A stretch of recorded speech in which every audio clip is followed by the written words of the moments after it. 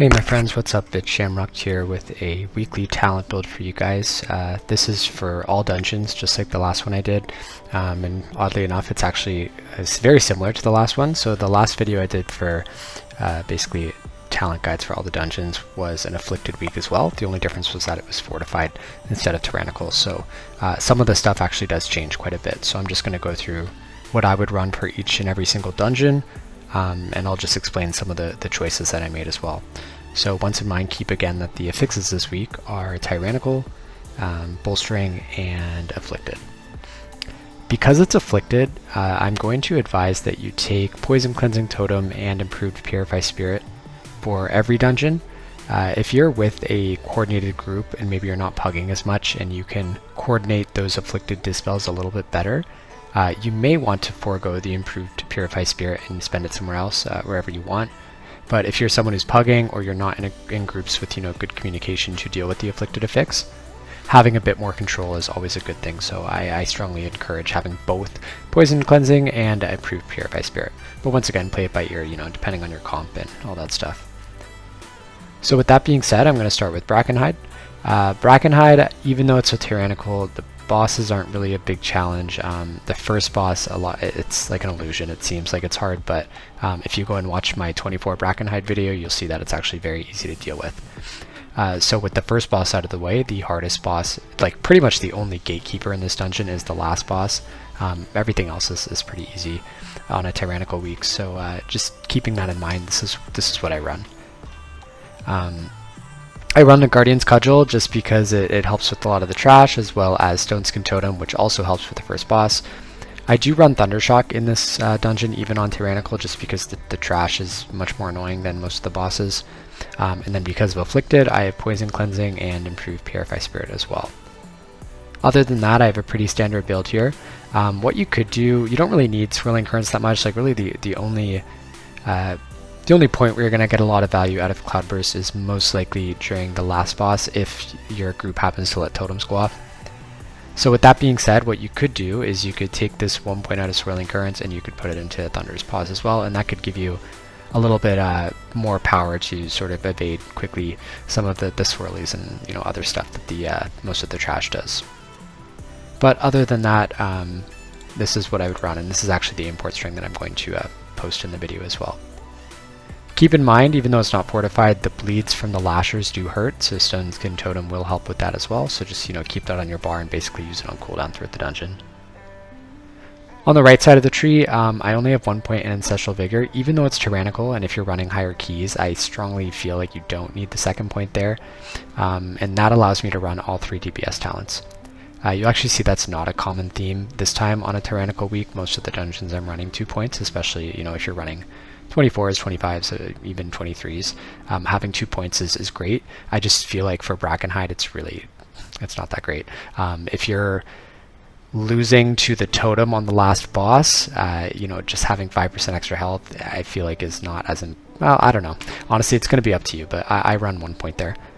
I also run Ancestral Reach on Tyrannical. Normally I run Flow for Fortified on Brackenhyde, but because once again the last boss is the hurdle, and basically you just have to make sure that you're able to keep your group alive if and when they let a totem or 2 or 3 or 4 go off. And Ancestral Reach is much better for that kind of sustained damage, like the rot damage that happens from the totem, especially if it happens right after she sucks all the rot in, because then you're stuck with the debuff for quite a long time, and it actually really hurts. So just in case you get in that situation, you should be running Reach as well as Continuous Waves to help with your Primordial Waves as well. Alright, moving on to Vortex Pinnacle. This one, there's a little bit of variety in how you can do this. So if you're running this on a really high key, once again 24, 25, you probably want to have Totemic Recall just because it's really nice for the Dragon Boss, Neltharus, as well as Creation Core. That's what I run.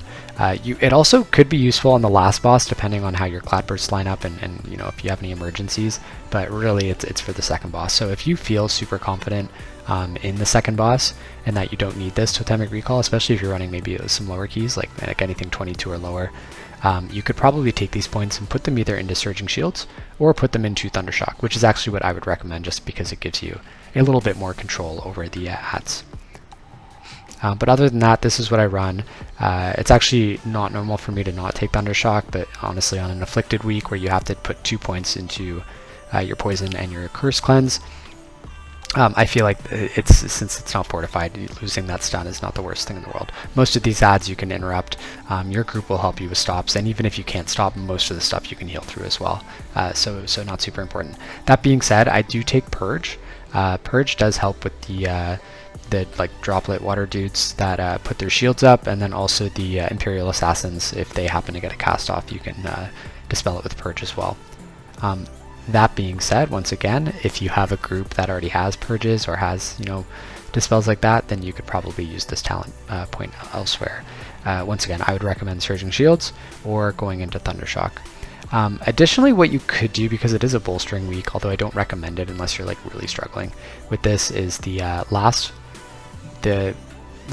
area of trash, before the last boss with the Executors of the Caliph. They cast that like Crushing Stone ability. It's like a really it's an AoE ability that it hits everyone and trucks them. So you can actually use Stone Skin Totem to mitigate some of that damage. So on the pull where there's 2 of them, that could really help if they happen to both get bolstered. However, once again, since we're a little bit starved for talent points on an Afflicted week, I would suggest just running with this here. And then moving on to the right side, once again, really standard build. I do have 2 points in Ancestral Vigor just to really help out with the last boss, which is probably the biggest challenge of this dungeon on a Tyrannical week. So I don't have the Stormkeeper, but I do have both Master of the Elements and Lava Surge to help with my impromptu healing during the hard bosses. But otherwise, once again, this is a reach dungeon because you don't really want to be using up your Riptides when it's like, high rot damage. And also Continuous Waves, because that is amazing to run in any situation. Alright, Neltharus. So this dungeon just switches it up a bit. So on the left side I am actually running Thundershock because there's a lot of ads in this dungeon that suck and that AoE stops really help with. Specifically the ads that cast Melt or the Dragonbone Axe, also the Thaumaturges at the beginning. So Thundershock I find has high value here. Other than that, I've gone mostly healing. What you could do here though is if you once again have a good group, or you're not someone who uses Thundershock that much, or you just don't see the value in it, you could also go into Totemic Recall and further into Creation Core if you wanted to get rid of all Swirling Currents or all Surging Shields. And that will help you with some of the harder bosses, specifically Magma Tusk, as well as Forge Master Gorik. Also, once again, between Swirling Currents and Surging Shields, actually, I'm going to switch that. I would definitely take Swirling Currents in this dungeon. Sorry, that was a mistake. Instead of over Surging Shields on a Tyrannical week, just because Cloudburst is one of your best friends during pretty much all of the bosses. So yeah, definitely Swirling Currents over Surging Shields. So if you did need an extra point somewhere, you could take it from Surging Shields, or you could take it from Thundershock, depending on how confident you are in your group stops. On the right side of the tree, really the only difference is the flow of the tides. So I take that because there's some awkward bursty moments in this dungeon, specifically on the Chain boss and the Forge Master boss, and I find it also helps on Magma Tusk until you get to the end when the dot lasts like 20 seconds, but hopefully you have some other cooldowns up to help you out with that. So once again, reach over flow is really, I feel, personal preference in this dungeon. I go flow just because it really helps me with the Forge Master, and that's my biggest pain point for this dungeon.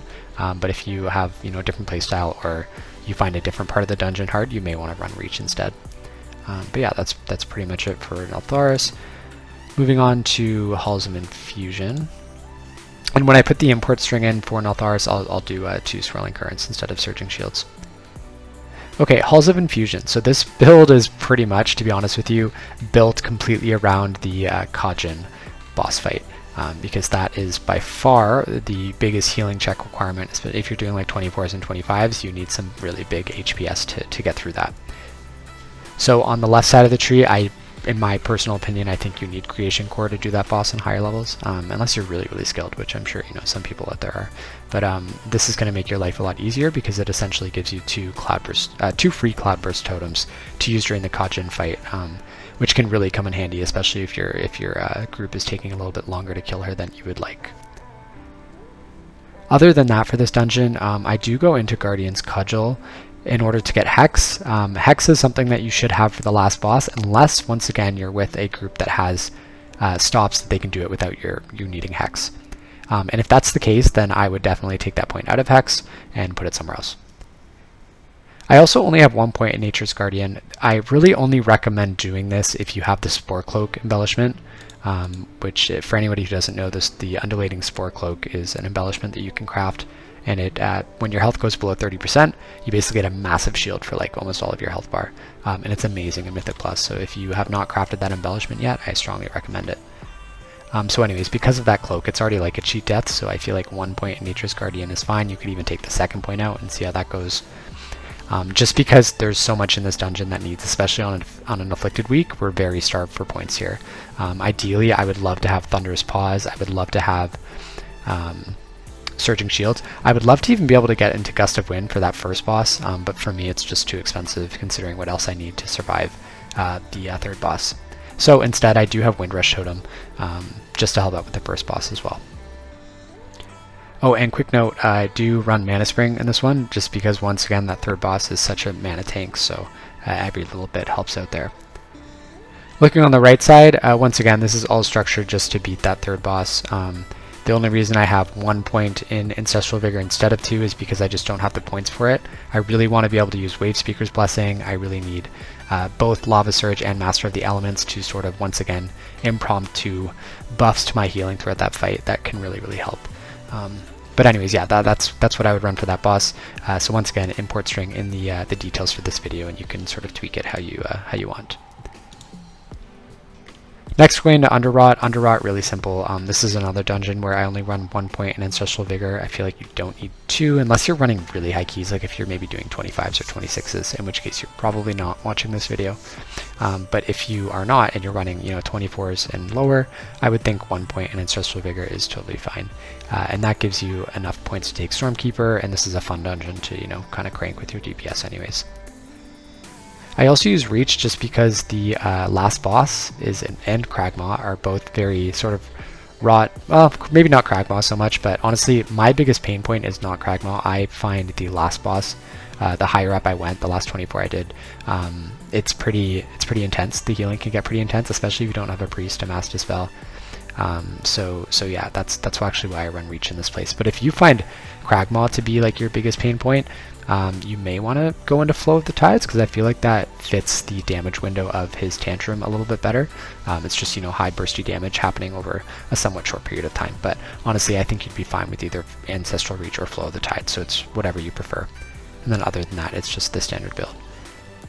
On the left tree, I do keep some of my trash control talents, such as Thundershock. Once again, just to help with some of the more nasty trash ads in this area, specifically the worms that spew the poison every so often in the Kragmaw area and in the first area as well. Other than that, I have just some regular healing talents. I have my cooldown reduction on Cloudburst. However, I don't have to go into Totemic Recall. I feel like you honestly don't really have anywhere in this dungeon to use it except maybe the last boss, but it's not so intense that I feel like you need that. Another thing that you could do here is there are a few areas where you maybe want to run out of swirlies, specifically in the Kragmaw area really fast, so you could take the other point out of Surging Shields and put it into Thunderous Paws. However, that is once again up to you and personal preference. Alright, almost done. I kind of wanted this video to be short and sweet, but I always talk a little bit too much. But anyways, here's Freehold. So Freehold is... We actually have a great kit for Freehold, so I strongly advise taking Stone Skin Totem because it will help with pretty much all of the bosses and all of the trash. I think the only boss it doesn't help with is the Shark one because that's all nature damage, but it will help with everything else, so I strongly advise taking Stone Skin.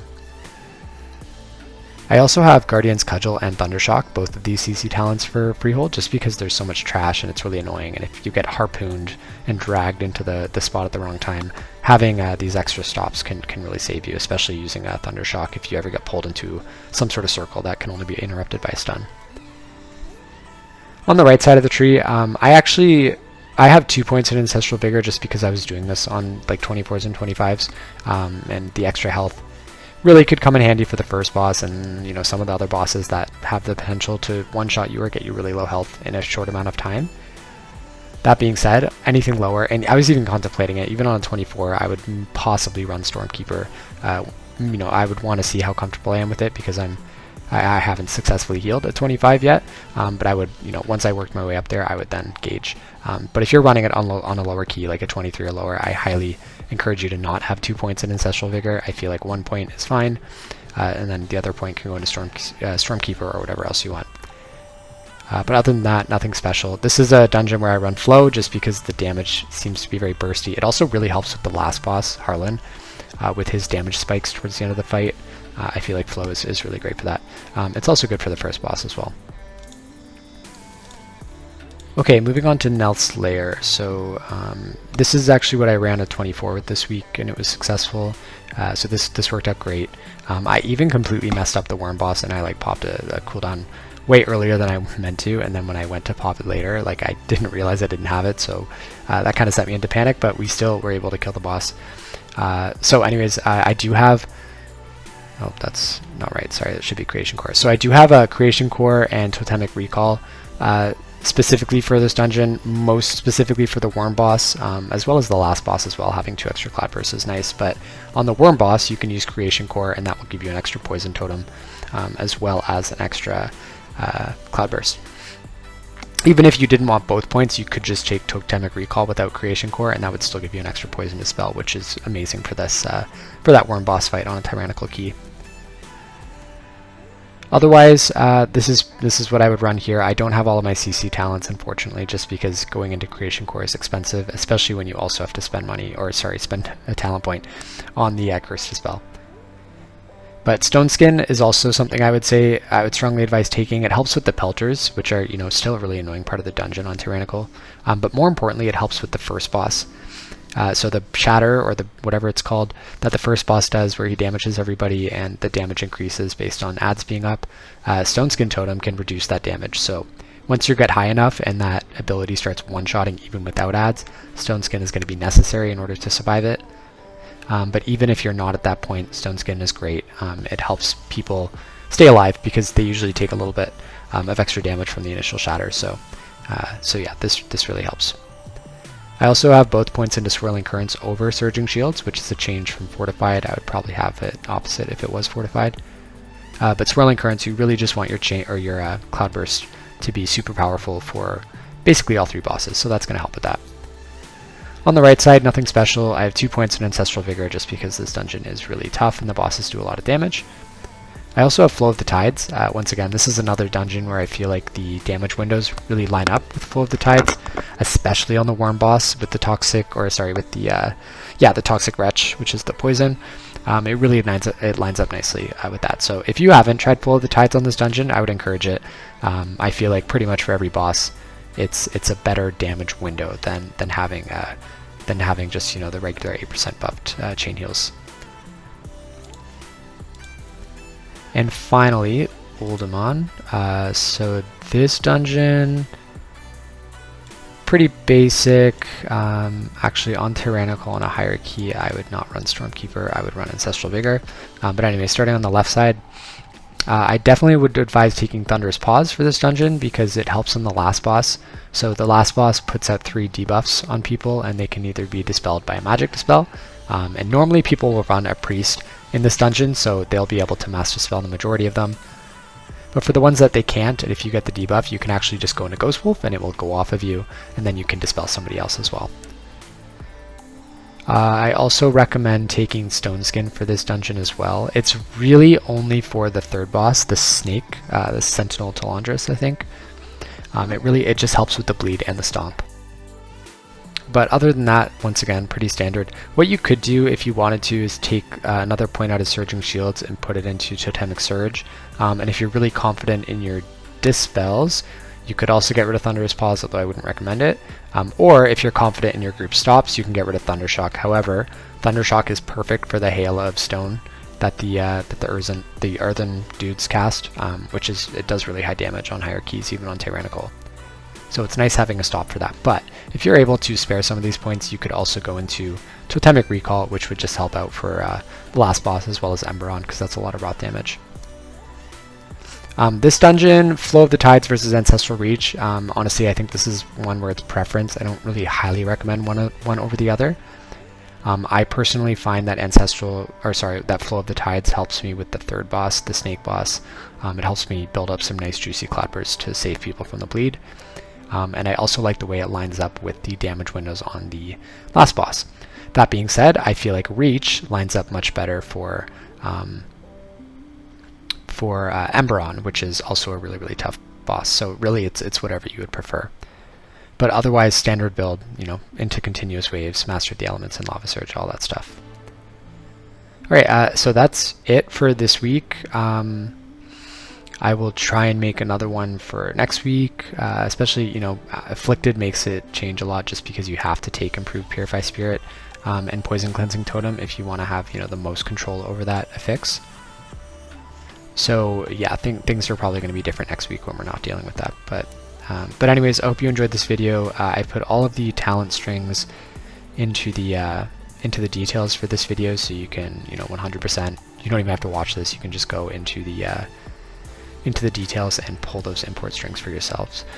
But anyways, I hope you enjoyed. I hope this helps you out. It's just supposed to be a nice and easy starting point for you guys if you're not sure what talents to run for each dungeon. So enjoy, and I'll see you next time.